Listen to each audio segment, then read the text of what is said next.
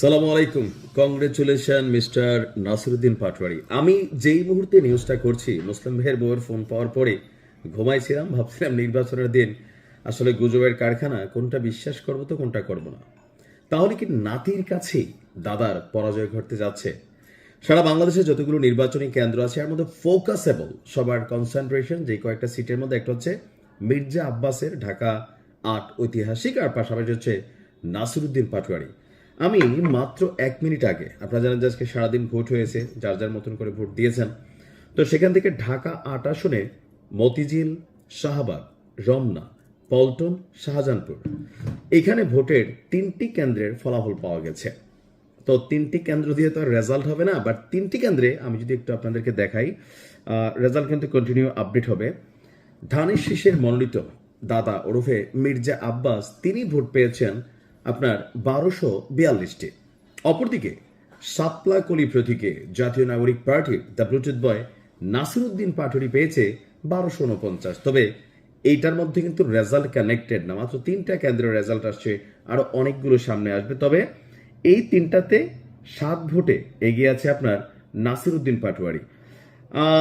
আমরা যদি দেখি যে আপনার অন্য কেন্দ্রগুলোর ফলাফল আসার সাথে সাথে সামগ্রিক চিত্র আরো স্পষ্ট হবে। তবে মির্জা আব্বাসের অনুসারী যারা আছেন ঢাকা ৮-এ, তারা মনে করছে যে ২-৩টা কেন্দ্রের ফলাফল দিয়ে আসলে পুরো চিত্রকে সামনে আনা যাবে না।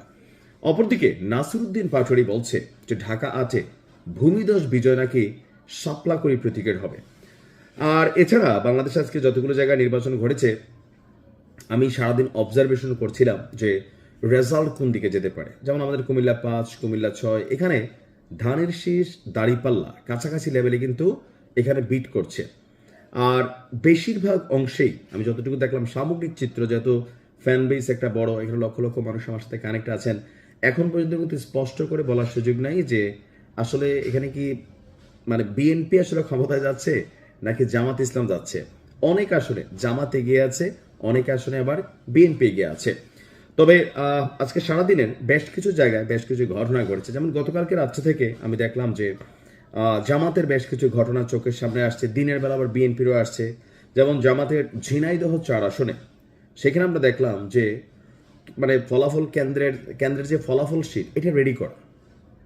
এতদিন যাবৎ জামাতের যে পজিটিভিটিটা ছিল, এরকম ছোট ছোট ২-১টা ঘটনায় তারপরে জামাতের একজন ঊর্ধ্বতন নেতা তিনি আটক হলেন এয়ারপোর্টে প্রায় অর্ধ কোটি টাকা সহ, আরেকজন আটক হলেন। আবার আজকে দিনের বেলায় বিএনপির একজন প্রার্থী তিনিও আপনার ব্যালট ট্যালট মারা, ধানের শেষ সিল মারা প্রতীক নিয়ে কানেক্টেড হয়ে গেলেন। তো আসলে এই মুহূর্তে নির্বাচন সুষ্ঠু হয়েছে, তবে ভোটের হার কতটুকু বা কত পার্সেন্ট ভোট পড়েছে এটা রাজ্যতে গভীর হবে।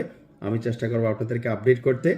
তবে এই নিউজটা করার মূল কারণটা ছিল যে এই মুহূর্তে আর এর মাঝখানে খুবই বড় একটা ভয়াবহ গুজব ছড়িয়ে পড়েছিল যে হান্নান মাসুদের ছোট ভাই, মানে হান্নান মাসুদের ছোট ভাইয়ের যে নিহত হওয়ার ঘটনাটা, আমিও এটা নিয়ে দেখলাম যে অনেক মানুষ এটা বিশ্বাস করেছেন।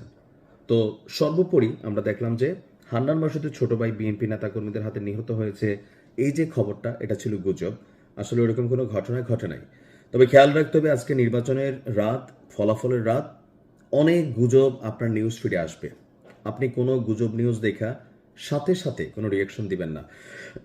আমি আজকে সারাদিন কোনো ভিডিও করিনি, কারণ এই মুহূর্তে মেইন স্ট্রিম মিডিয়াতে আমরা দেখছি নির্বাচনের চিত্র একরকম, আর বিভিন্ন পেজ, আইডি বা বিভিন্ন জায়গা থেকে নানা রকম তথ্য আসছে।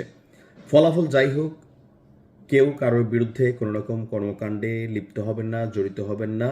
দিন শেষে আমরা সবাই কিন্তু একই দেশের মানুষ, একই এলাকার মানুষ। তো যে নিউজ দিয়ে শুরু করেছিলাম নাসিরুদ্দিন পাটোয়ারির, আমি এই পর্যন্ত যতক্ষণ ভিডিওটা আপলোড করছি হয়তো আর ২-৪টা কেন্দ্রে ফলাফল আসছে, আপডেট থাকবে। ভালো থাকুন, আসসালামু আলাইকুম।